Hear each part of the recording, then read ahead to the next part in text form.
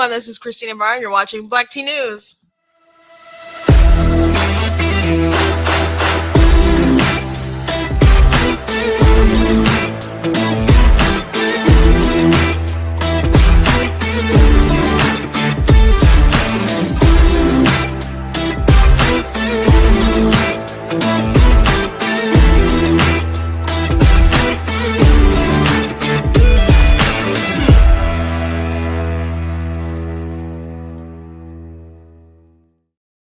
Hello. Welcome to Black Tea News. I am your host, Christina Barr, and today we will be talking about this story that went around the other day about the White House and whether or not they were, actually giving out crack, I guess, or crack pipes. And so the White House is denying this now. They're saying the kits that were meant to go out were never meant to go out to people. And I wonder if they're even kind of blocking this right now because I'm not seeing anyone on yet. Okay, there you go. I was concerned. I'm like, they may not like my title of this episode. So they may, I don't know how they feel about it. That's going to go through social media. But the White House, there was this big story. People were talking about how the White House, or HHS, was apparently going to be trying to, help people through their drug addictions. And that includes giving crack pipes. Again, the White House is saying the kits never included any sort of crack pipes, and that wasn't true, but we shall see. I want to go through the Snopes debunked it, the White House debunked it, but when Snopes debunked it, how they debunk is so strange. And the Daily Wire and some other people went through how they debunked it, because Snopes debunked it and said it's mostly false when nothing was false in the reporting from originally the Free Beacon. At least at the time, from when we understood it, the White House was pushing back on what they were reporting.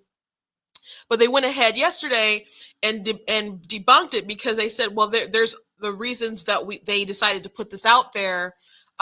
There's other things that are in the kit, and there's just all this focus about the crack pipes. And I'm like, I wonder why. So we'll talk about this story.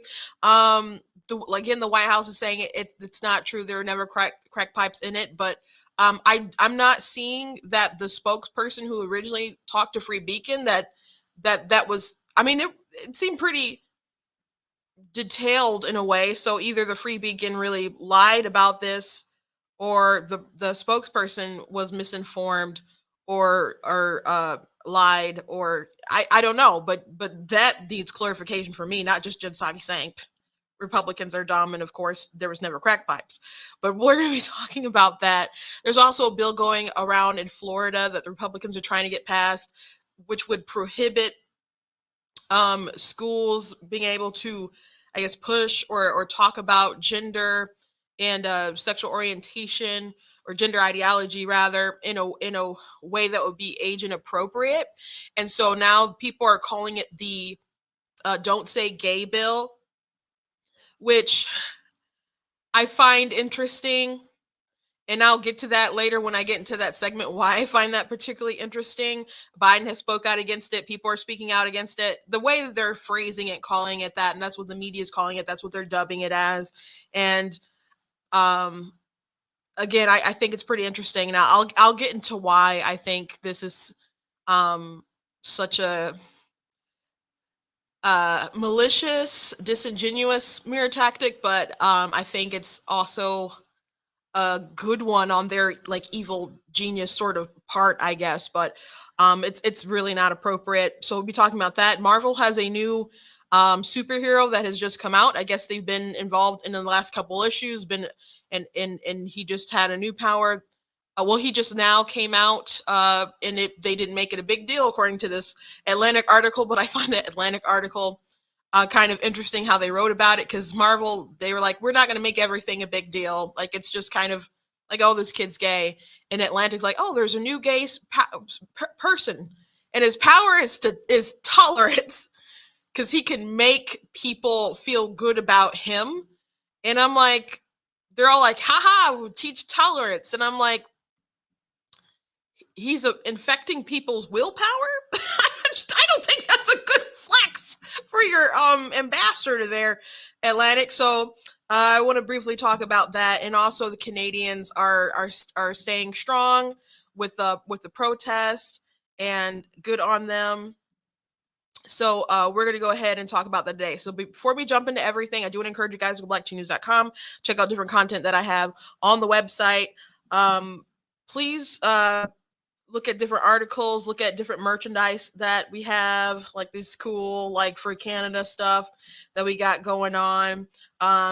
Also, like My Money, My Business, really like that shirt. Also got the You Are Not That Special, got black tea stuff. It's Black History Month, so you might want something like this. Frederick Douglass, The Constitution is a Glorious Liberty Document shirt.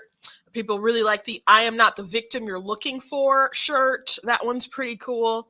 I actually made that after the Gina Carano situation, but hey, it's good for any if you are considered an other by the left, you can anyone can wear it, but definitely if you consider yourself to be othered, that's a good shirt. And this Be Better Be Not Bitter shirt, I had that on yesterday as I did my show.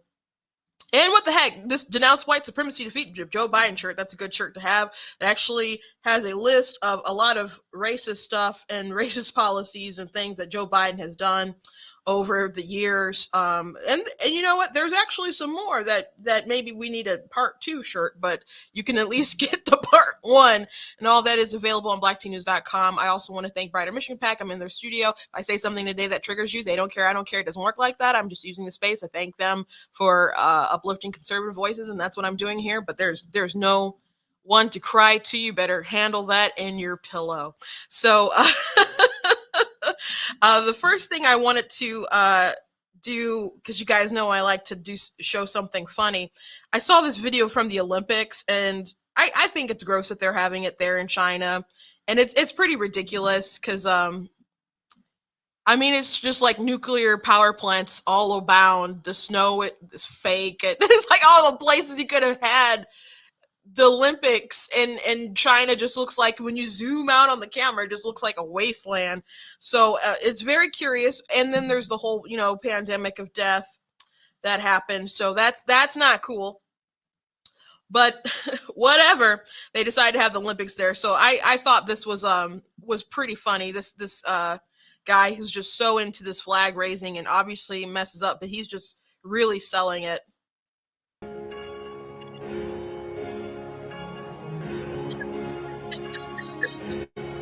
It's just let's gonna play that again.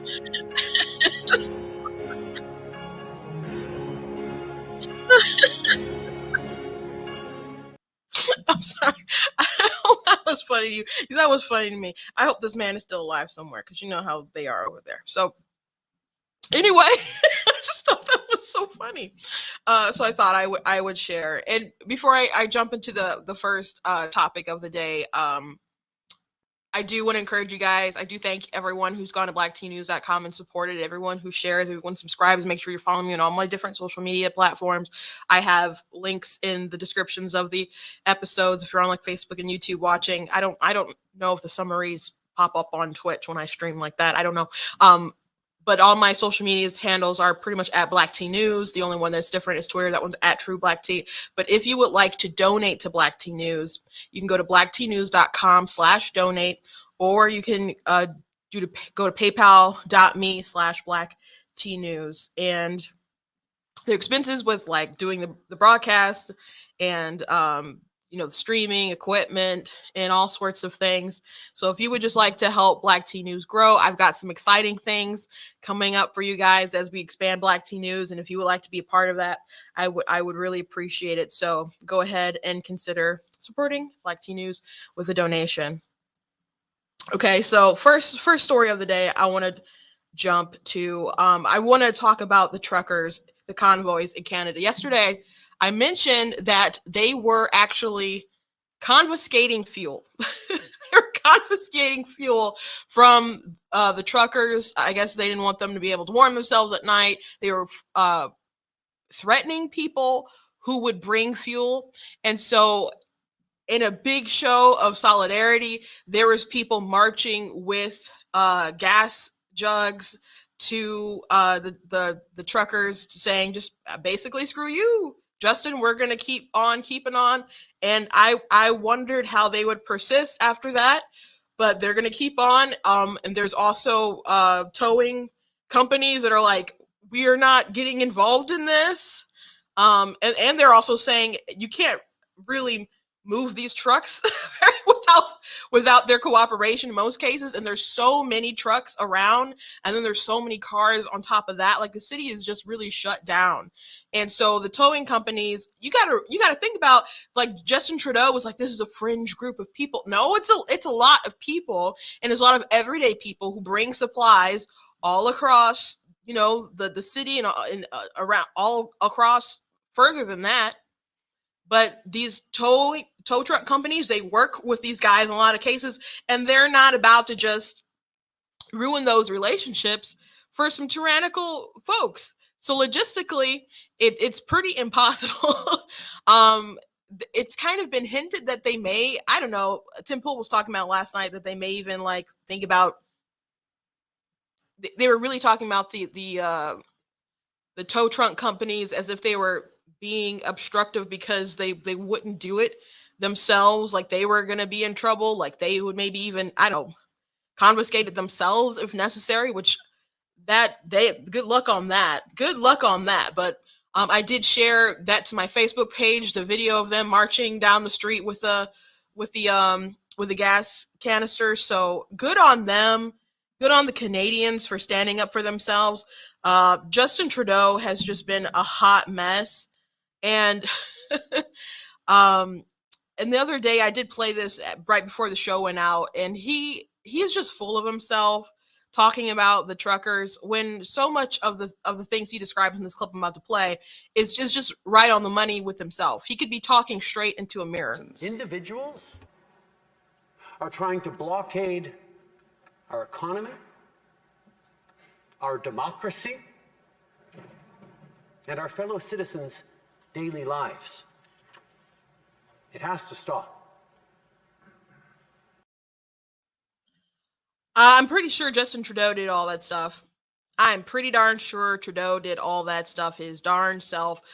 Someone pulled up this video of Trudeau getting involved with the BLM stuff and talking about Trump. And by the way, there is a piece of like false information in there, because the reporter asked, he mentions that Trump used tear gas on protesters for a photo op. That was a big story back when it happened, except that never happened. Trump did not clear out protesters with tear gas for a photo op. That proved to be false, but this is what they believed at the time, or this is at least what they convinced themselves happened at the time. And so they decided to ask Trudeau about it. And so he had some words about Trump and how he should be handling the BLM protesters. You've been reluctant to comment on the words and actions of the U.S. president, but we do have Donald Trump now calling for military action against protesters. We saw protesters tear gas yesterday to make way for a presidential photo op.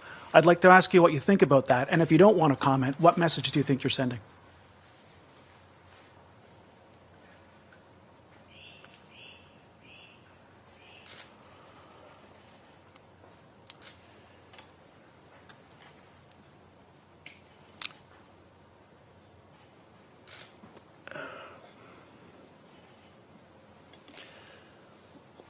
We all watch in horror and consternation what's going on in the United States.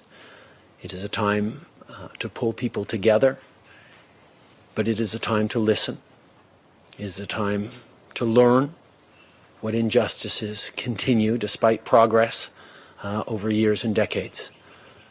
But it is a time for us as Canadians to recognize that we too have our challenges, that Black Canadians and racialized Canadians face discrimination as a lived reality every single day. There is systemic discrimination in Canada, which means our systems treat Canadians of color, Canadians who are racialized, differently than they do others. It is something that many of us don't see, but it is something that is a lived reality for racialized Canadians. We need to see that, not just as a government and take action, but we need to see that as Canadians.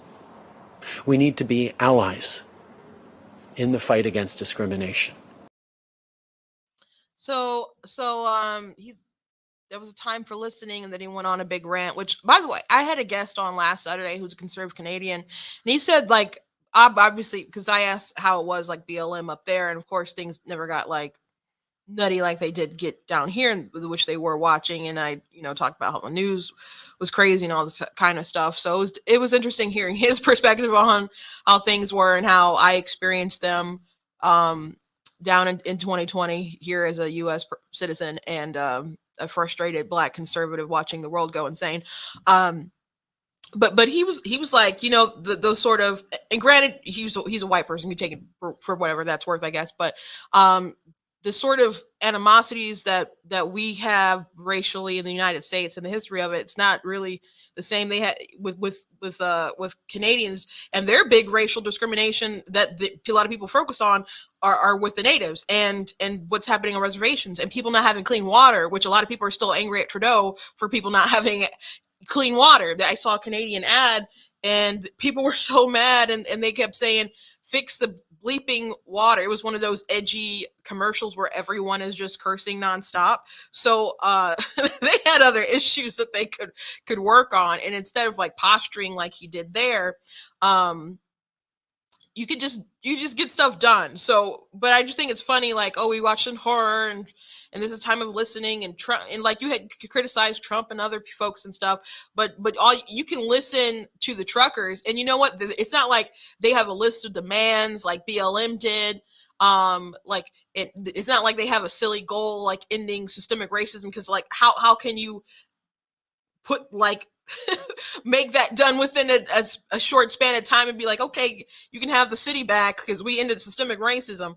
It's not like, and you had some groups like BLM that wanted like a portion of like the city's money, so they were like acting like the mob basically. So it's not like the truckers just said you're doing some tyrannical kind of stuff and we would kindly like our liberty back.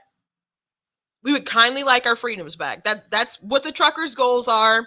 They're not trying to overthrow the government. They're calling it insurrection. Morning Joe, I heard them call it a cult. So there's these talking points that people are following from everyone who doesn't want to just lay down and lick the boots of government authority. So I'm thankful to these Canadians that want to stand up. I'm impressed, and Godspeed to you all. And I'm glad more people are talking about it. And so I want to make sure that I do talk about it. But I'm glad they're still standing up, and Trudeau is a tool, still is a tool. So I just wanted to complain about Trudeau today because he frankly deserves it. So let's get into the crack pipes, because that's why you guys are here, right? So I want to start off by saying that the White House is denying this, okay? The White House is denying this. So I'm going to get Jen out the way because she did deny the story, but then we will get back to, I don't know if I believe their denial totally, but the White House is denying the crack pipe thing. Thanks, Jen. HHS just put out a statement clarifying around some reports that crack pipes would be part of the safe smoking kits that are funded by the administration. But can you clarify for us, were they never a part of the kit, or were they removed in response to this reporting and this pushback? They were never a part of the kit. It was inaccurate reporting, and we wanted to put out information to make that clear. What is in the safe smoking kit? A safe smoking kit may contain alcohol swabs, lip balm, other materials to promote hygiene and reduce the transmission of diseases like HIV and hepatitis. I would note that what we're really talking about here is steps that we're taking as a federal government to address the opioid epidemic, which is killing tens of thousands, if not more, Americans every single day, week, month of the year. We put out this statement, though, because there was inaccurate information out there, or I should say HHS put out this statement because there was inaccurate information out there, and we wanted to provide clarification on the allowable uses for the HHS harm reduction program. It's not a change in policy. This program, though, is focused on harm reduction strategies, including prioritizing the use of fentanyl test strips and clean syringes. And all of these harm reduction services that will be supported by these programs are intended to save lives from an epidemic that we know is devastating to communities across the country. I think clean syringes. What are those syringes exactly for? It doesn't make like a ton of sense to me. I don't know. So I understand why you would deny the story. Don't get me wrong. I totally get that. I totally get that. I get why you would deny it. Sure. I just don't know if I buy that it was never true. So I don't know who. I first saw this story yesterday. My sister like screenshot it, and Dan Crenshaw like shared it. And so she's like, Dan Crenshaw shared this. This can't be real, can it? So that was the question on everyone's mind. They're like, it can't be real, can it? See, at least people on the right, they're like, it can't be real, can it? And then they dig a little deeper, and maybe it's true, maybe it's not. But I think when you hear something that like remarkably crazy, you're like, there's a hesitation there, right? I think when a lot of stuff, if Trump was in office, people were so hyper crazy that they'd be like, yeah, that's totally true. Trump giving out crack pipes like that. I think that's like, at least that's how I observe the world. There's people out there who still think Trump said to inject themselves with bleach. And Jen Psaki is one of those purveyors of false information. So that's just kind of how they function. But I saw other people talk about it, and I saw so many commentary like, is this a Babylon Bee article? They were just so amazed by this insanity. So I saw Glenn Beck talk about it, and I'm like, throughout the day, I'm like, I think this story is real. So the Washington Free Beacon, I'm not sure if they are the ones who originated this story. But she said it was false reporting. So I guess you could, if it's false reporting, then I think then the blame should be on Beacon and then all the people who ran with the story and pushed it forward. Okay. But here's my question. Because Washington Free Beacon said they got information from an HHS spokesperson, and that's Department of Health and Human Services. So in their article that they originally put out, the 30 million grant program, which closed applications Monday and will begin in May, will provide funds to nonprofits and local governments to help make drug use safer for addicts. Included in the grant, which is overseen by the Department of Health and Human Services, are funds for smoking kits / supplies. A spokesperson from the agency told Washington Free Beacon that these kits will provide pipes for users to smoke crack cocaine, crystal meth, and any illicit substance. HHS said the kits aim to reduce the risk of infection when smoking substances with glass pipes, which can lead to infections through cuts and sores.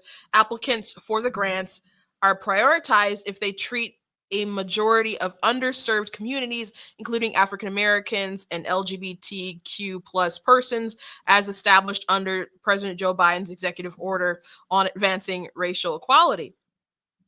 So, did a spokesperson say all these things or not? Because I mean, everything is quotations in this article, but they say that they said the crack pipes specifically. So, Jen Psaki saying it was never in the kits. I can understand why she'd say that, but and she said it was just false reporting. So who was wrong? Did they make up this spokesperson? Did the spokesperson have it wrong? Because HHS came out with a statement and was like, this isn't the case and so on. But where'd they get that information?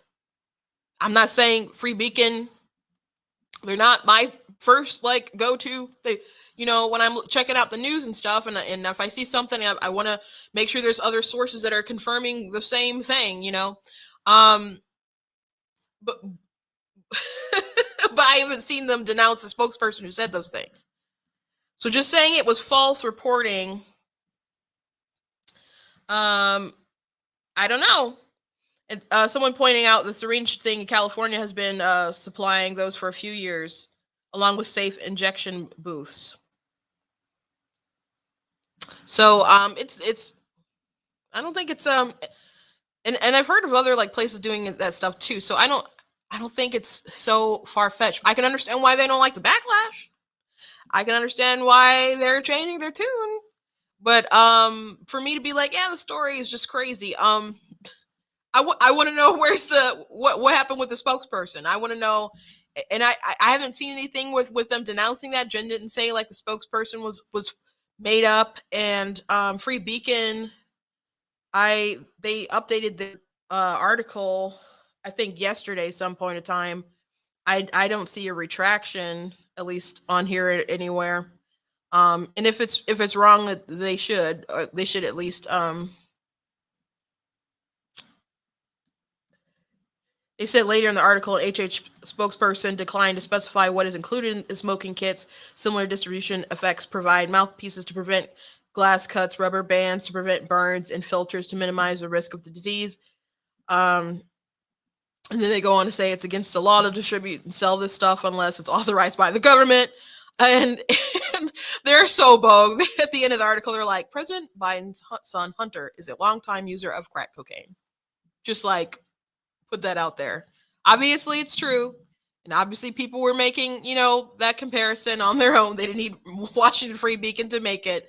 But they're just like, by the way, here's a Biden policy. His son does crack. So that's was pretty gangster of them.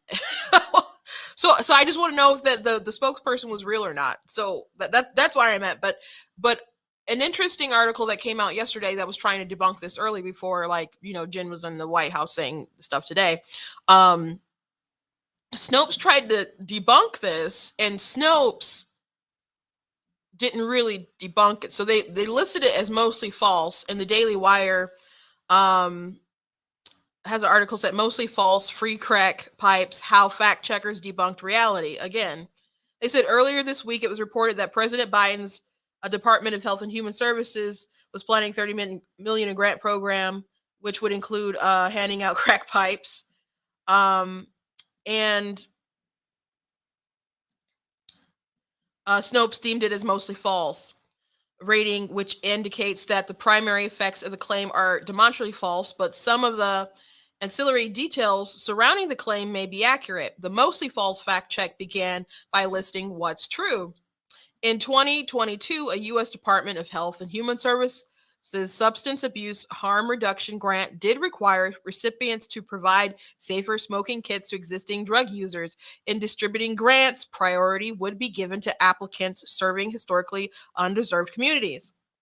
Then under what's false, Snopes added, this was just one of the 20 components of the grant program and far from its most prominent and important one. Despite being the primary focus of outraged news reports, the purpose of the program was to reduce harm and the risk of infection among drug users, not to advance racial equity, although it was a secondary consideration. So that's interesting. So they're debunking it because they're like, well, there's more to it than that, and then they ended up rating it as mostly false.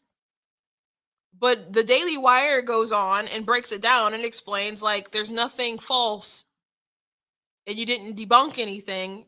You just don't like that people are trashing the White House, and you're just covering for them and.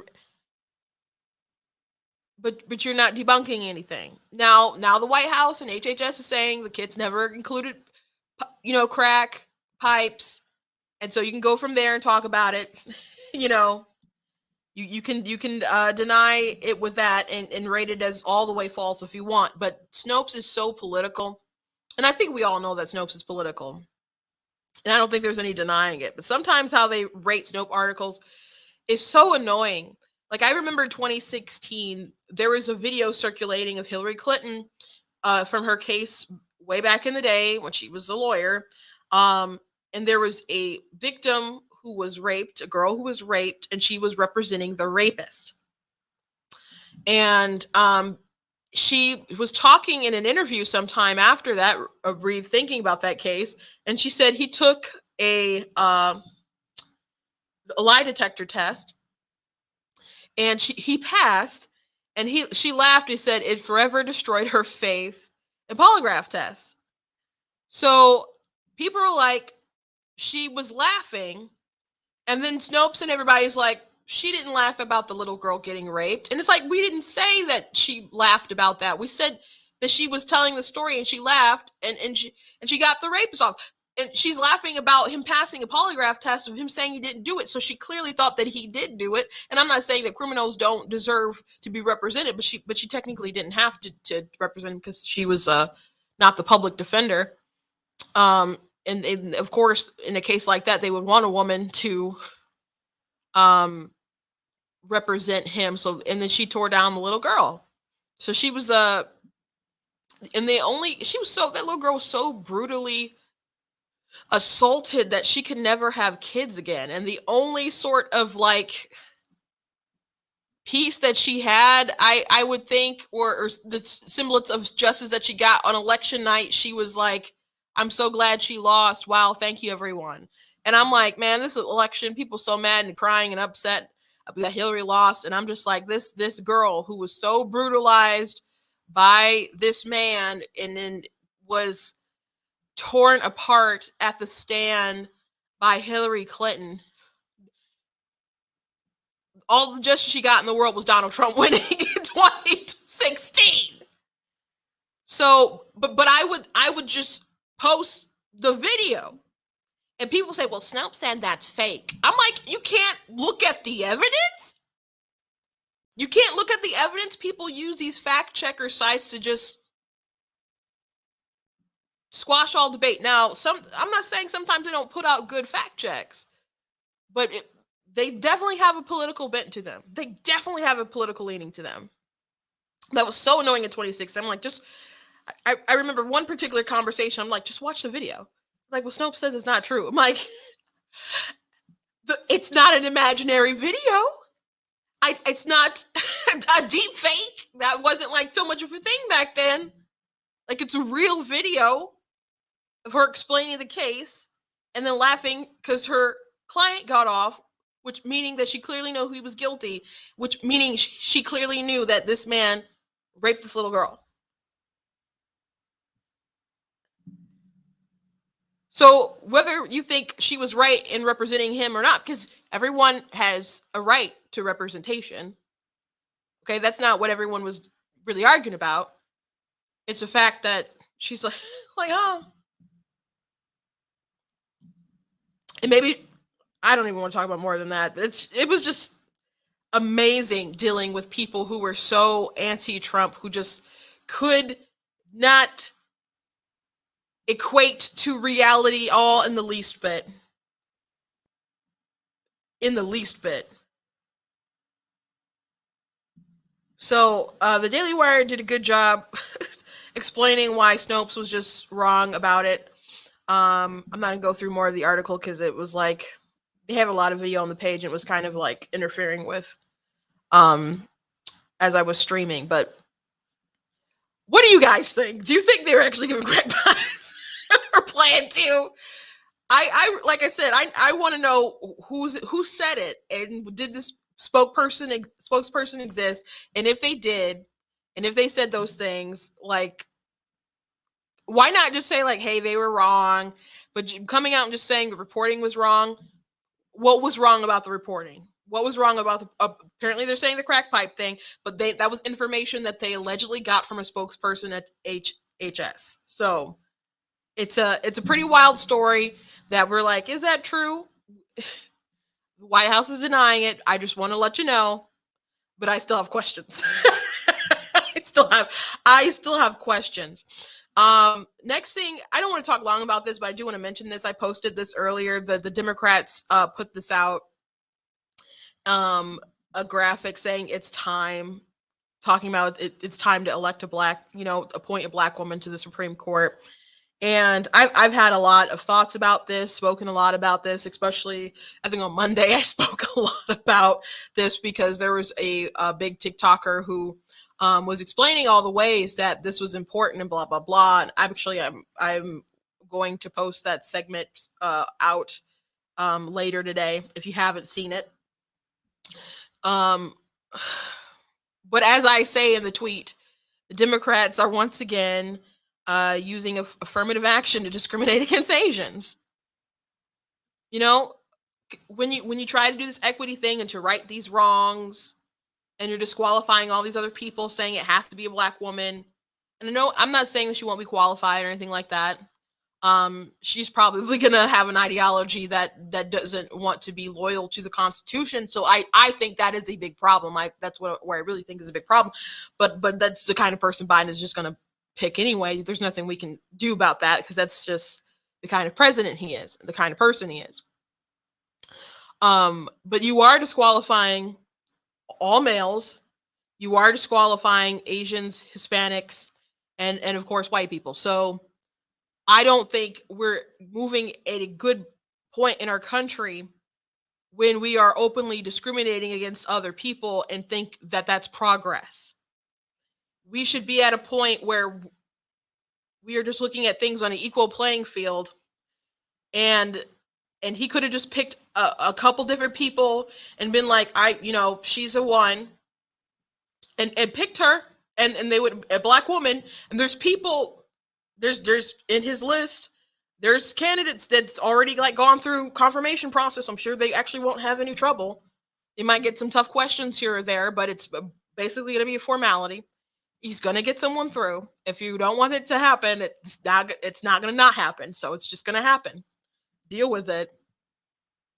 But then we could have just reflect back on, we could say, oh, a qualified person got the job. That's great. And, oh, look at that. They happen to be a black woman. And then we could go, you know what? America's come so far. We've come so far as a nation. And that's a great thing that's happened now. But to openly discriminate against people, to build this Frankenstein monster of equity, I don't like it. I don't like it. So if you're out there and you're a white person, and I know there's other there's leftists giving you flack if you bring this up, just also announce that they are discriminating against other minorities.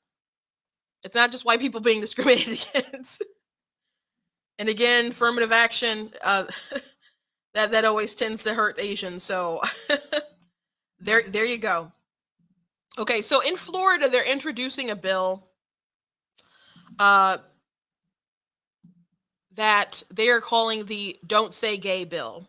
So what this bill actually does is it's like from kindergarten to 7th grade, and they don't want teachers and educators or whoever to talk about gender ideology and sexual orientation in a way that's inappropriate. That's the goal of the bill.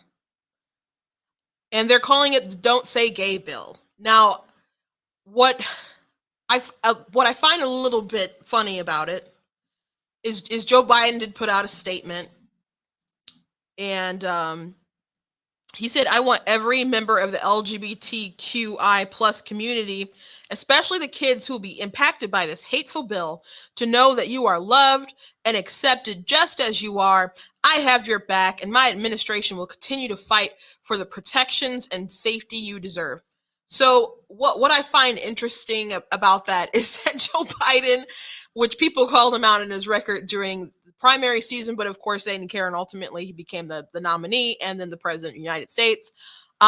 Did he not support Don't Ask, Don't Tell?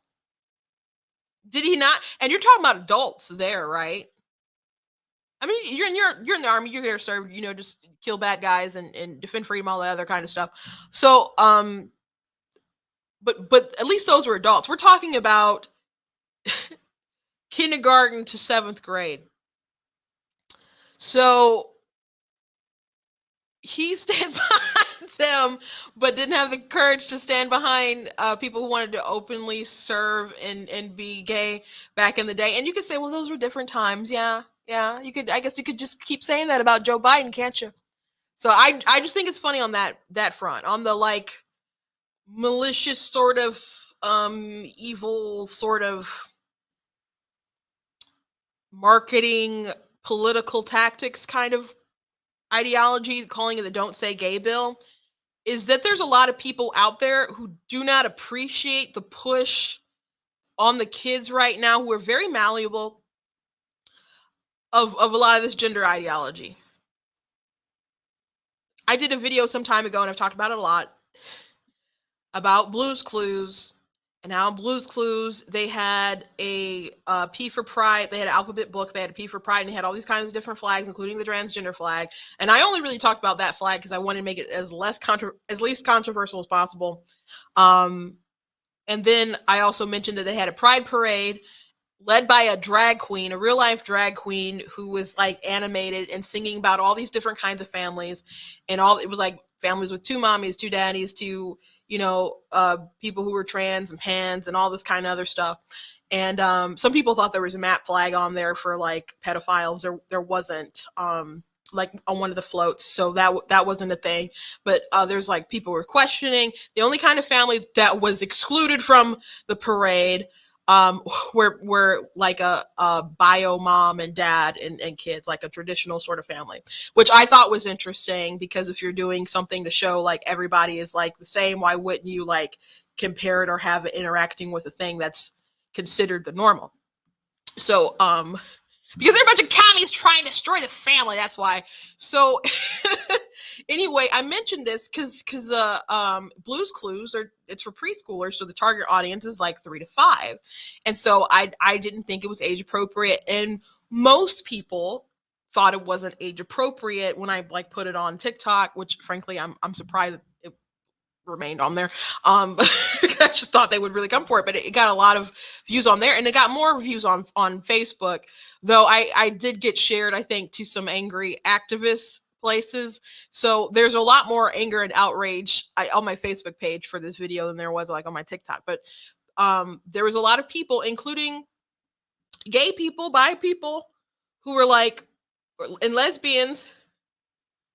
I follow quite a few lesbians, gay people follow me. I've had them on. We've talked about these issues. There's trans people who follow me.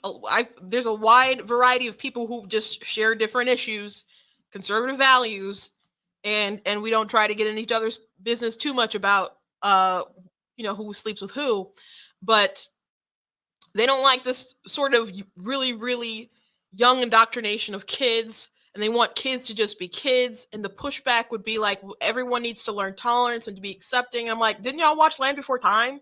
Like, you can have these conversations without being like, hey, what, sexual orientation, all this other kind of stuff. So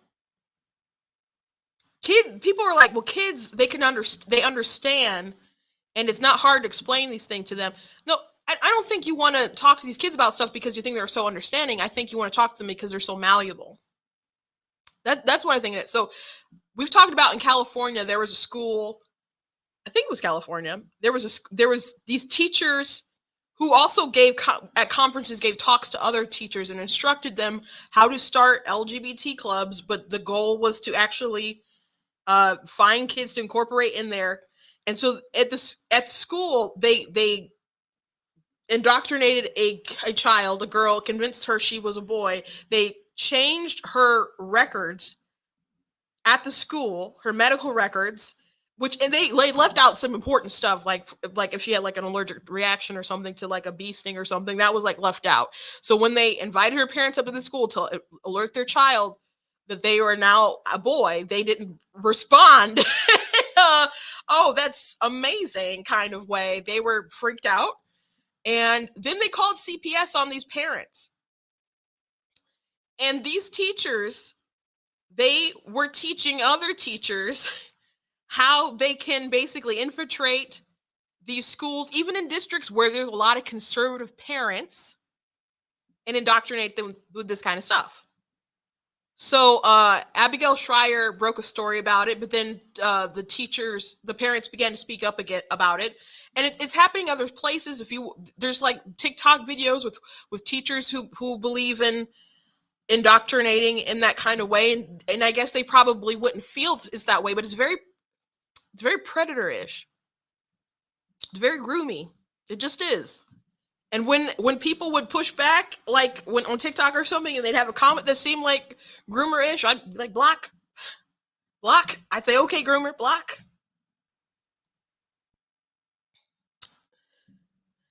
So in Florida, they just want to make sure that the conversations are age appropriate, and you're not confusing these kids on a lot of these issues. And what I find interesting is that there's so many people who want to supersede parental control. And so the point of the bill isn't just to handcuff teachers, but it's, hey, these conversations are conversations that children should be having with their parents.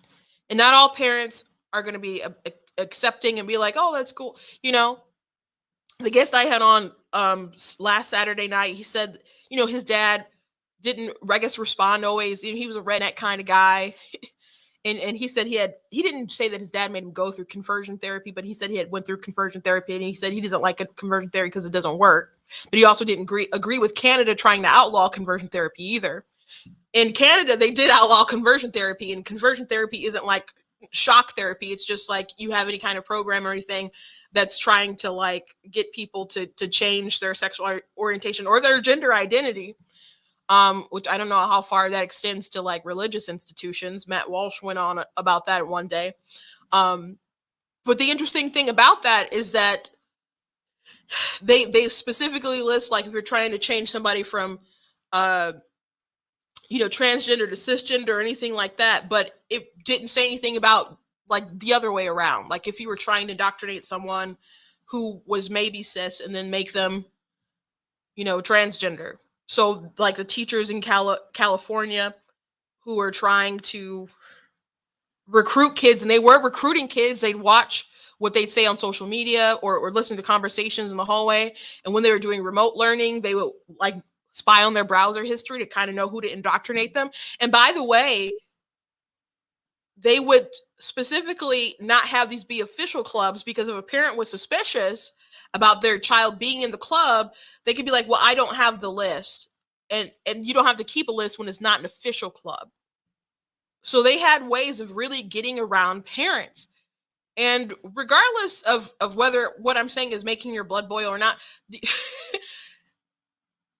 this idea that these teachers and these activists can supersede what parents think is best for their kids is not appropriate. And there's some parents who are not good. There's some parents who are awful. There's some parents who are not going to get it, who are going to be too rough. And that is life. And it's unfortunate. But to stalk your students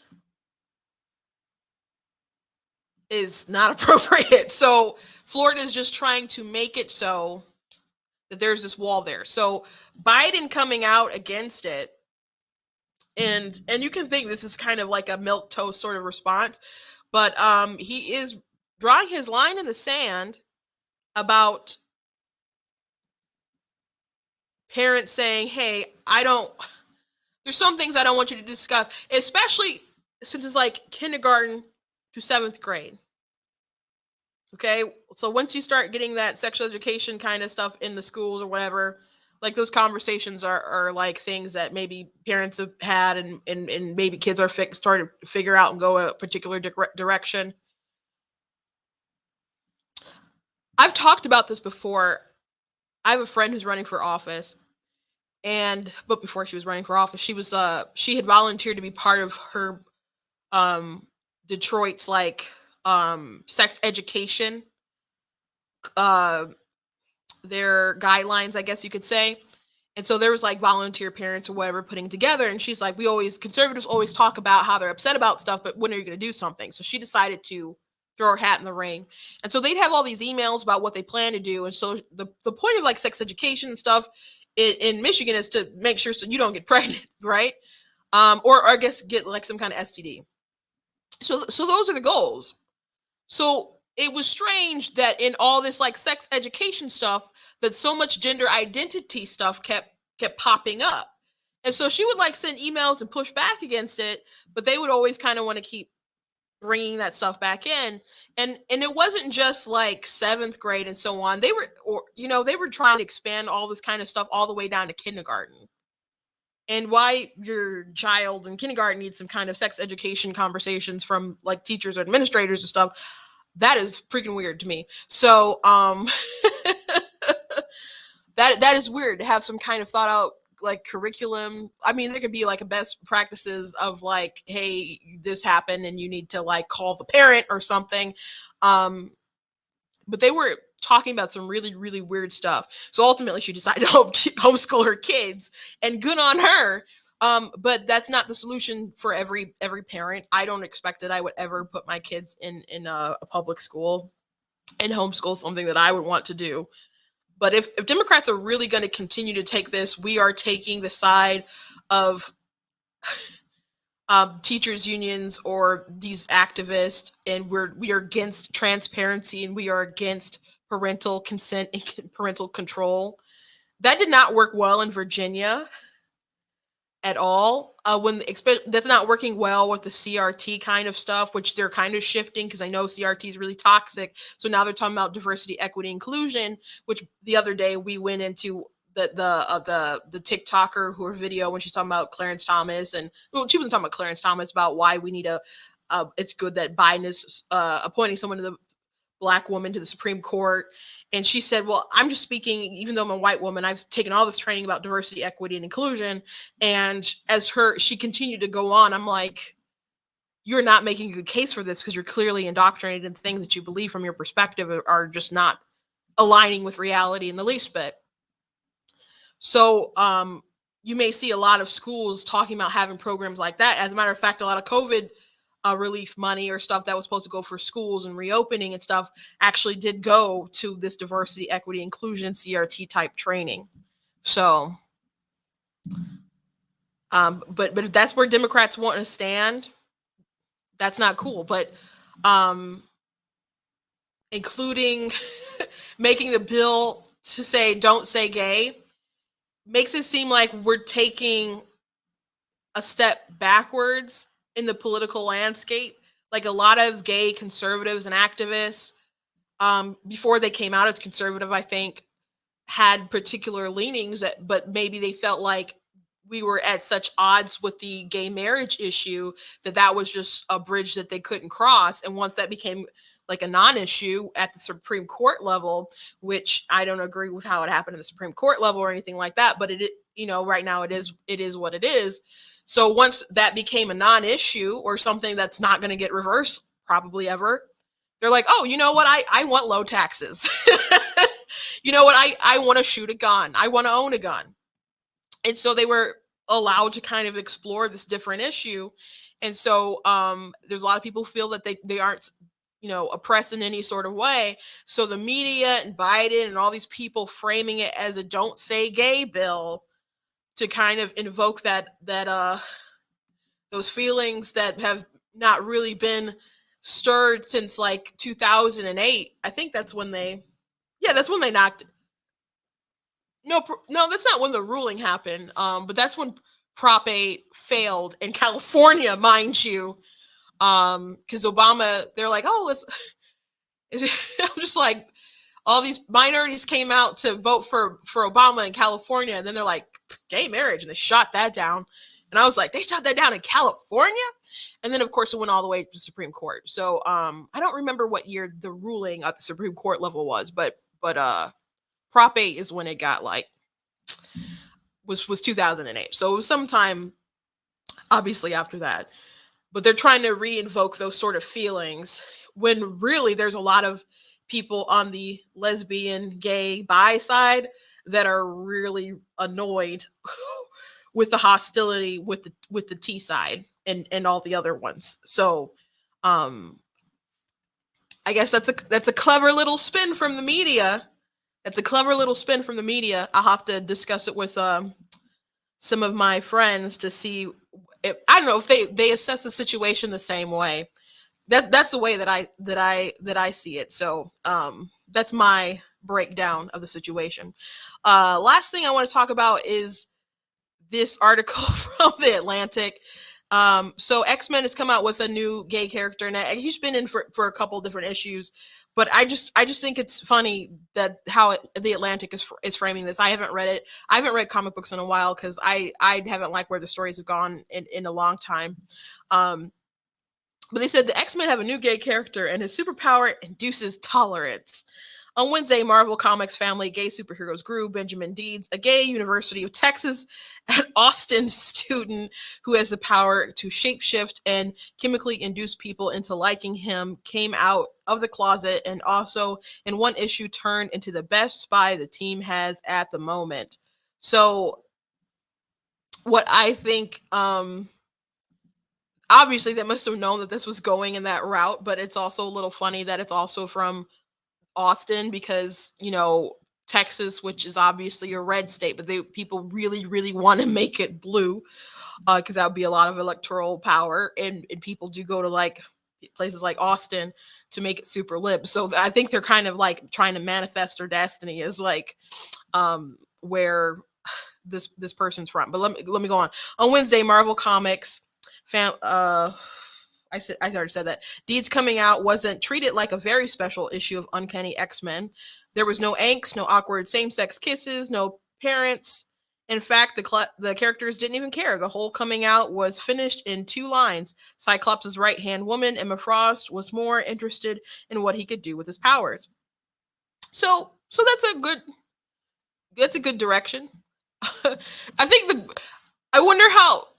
So the comic book probably isn't cringe. I think that the Atlantic just being like, oh, they can induce tolerance is probably the most cringiest thing about this whole thing. Just as news coverage around it, and but the induced tolerance thing is so weird to me because they're like, as if this is a really good thing.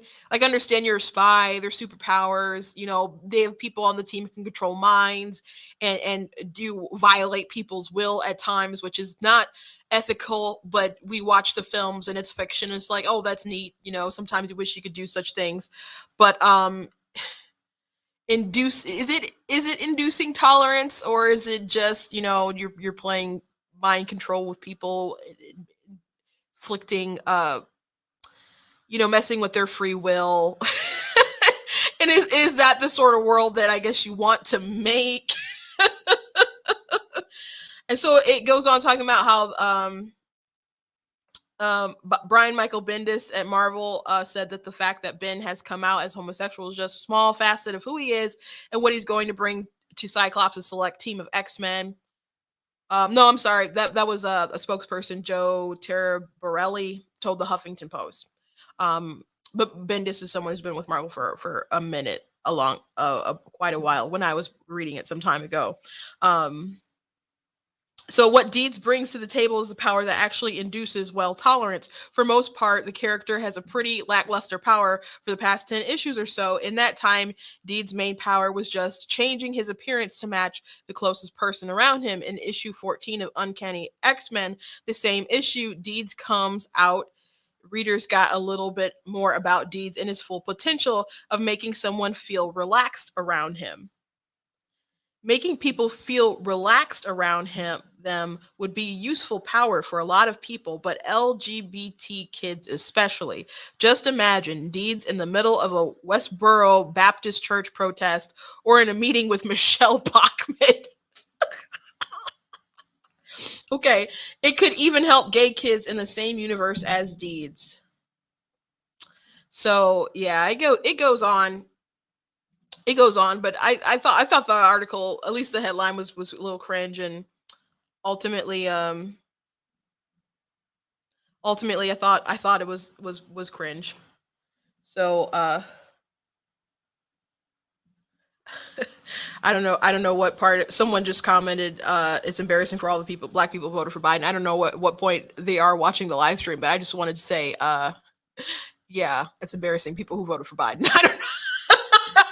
I just want to, when you get to this part, like, I just want you to know that I agree. I just want you to know that I agree. So anyway, I do think there are characters that come out that are, when they make them come out, they're super cringe. I mean, like the Superman's son, Jonathan Kent, he came out, he was dating a pink-haired hacktivist, and he pushes, he's trying to fight climate change and protest against like refugee, people not letting in refugees and all that kind of other stuff. It's like, it's so like hits you over the head with what they're trying to do. And but there's characters who, are just great characters, and they happen to sleep with whatever, whoever.